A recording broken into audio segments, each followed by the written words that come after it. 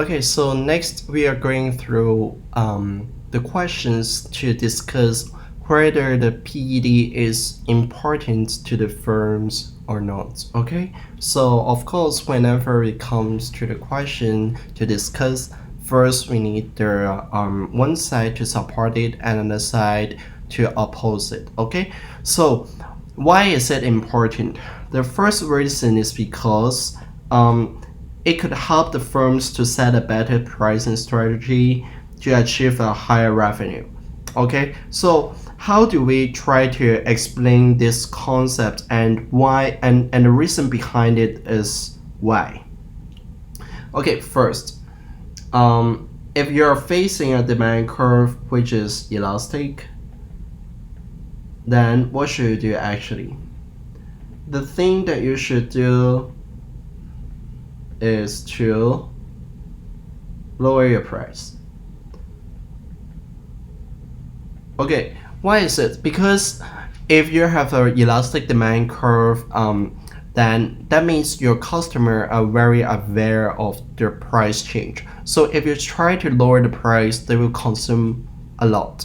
So in this case, you just need to give them a discount or just simply cut the price. Then the quantity they consumed will increase by a lot. So you can see the original total revenue was here, and now the new revenue will be here. So as you can see, this part is being cut and this part will be added into it, and the part of I make a plus sign is apparently greater than 1, then I made a minus sign. Okay, so if the demand curve is inelastic, so what should we do? So which means your customer are totally not responsive to the price change. So what you should do is to raise the price. If you raise the price, then the total revenue will increase because the original total revenue is the red one and the new total revenue is the green one. So you can see the plus sign this time is greater than the minus sign. So which means you should raise the price when the demand curve is inelastic. Okay, so that's the first reason. And the second reason is because it's essential for implementing the price discrimination. So here I want to talk about the price discrimination because some of you may not really familiar with it. Okay, so what is a price discrimination? It refers to even if the costs are the same, the firms is going to charge different customer at different price level. Okay, so let me write this down.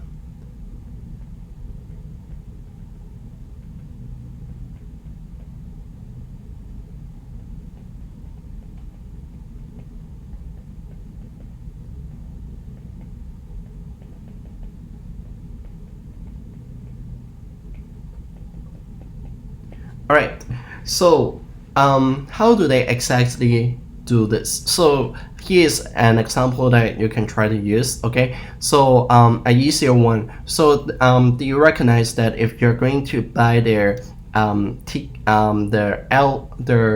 do we call it, the ticket of the airplane, if you buy it 1 year before, then actually you can buy it with a lower price, right? And if you're going to buy their ticket right before the flight, then you have to pay a larger amount. So why is it? The reason behind it is because if you are really price elastic, you're going to buy it earlier because you know that you can buy it with a lower price. So which means they are able to separate different customers with different elasticity. If they are going to buy at an earlier period, which means they are really aware of the price, so which means they are price elastic.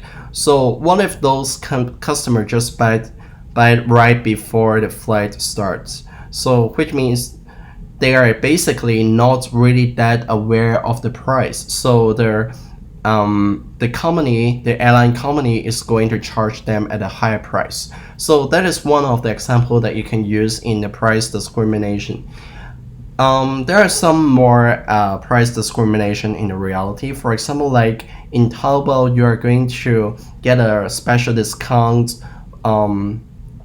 when you are playing some of the games, and if you don't play it, you don't get a discount. If you play it, you will get a discount. So basically, they distinguish the people with different time costs, because if your time cost is low, which means your income level is low, then you have the spare time to play the game in order for you to get a discount. And if your time cost is high, for example, like your hourly rate is really high, so you won't do that, because actually you will prefer to work instead of playing those stupid games. So here they are successfully to classify the people with higher price elasticity and those people with lower price elasticity.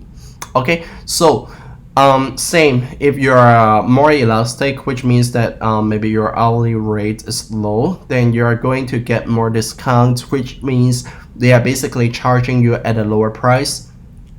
And those people with high hourly rate, they are going to pay at the original price and do not get the discount.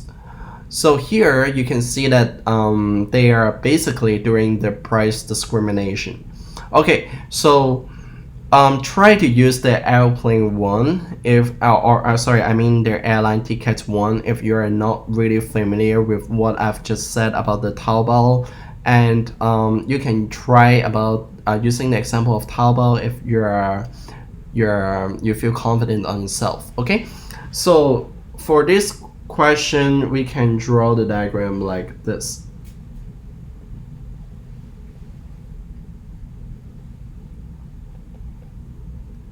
So originally you're going to charge at this price,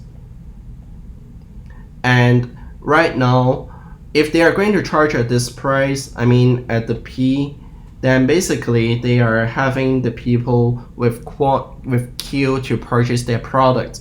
But what if they are able to set another price level at P2? So which means the inelastic people are going to pay the P this price, and those elastic people, they are going to pay at the price level of P2. So which means actually more people are going to consume.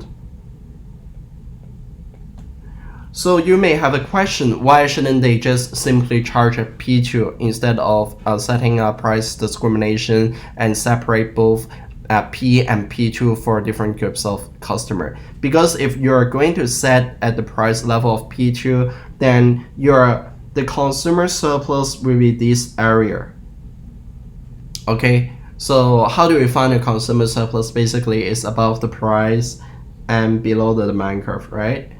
Okay, so what if they are doing their price discrimination like this? Then this people, this quantity, I mean, they are buying this amount, then they can get a consumer surplus with this amount because they are charging at this price, right? Then above the price, below the demand curve, then you have this triangle.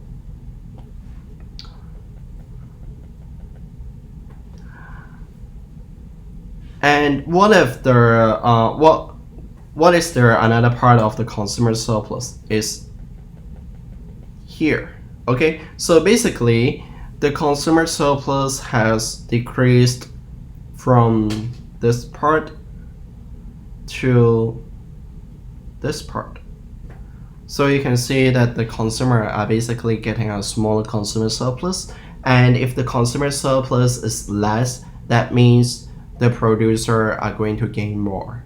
Okay, so that's it. Okay, so maybe you have a question that, okay, why the consumer surplus decreased from this triangle to this part? It's because this area is being captured by the consumer, by the producer right now. Remember, this is the P times Q. This area is P times Q, which means the whole thing is being captured by the producer.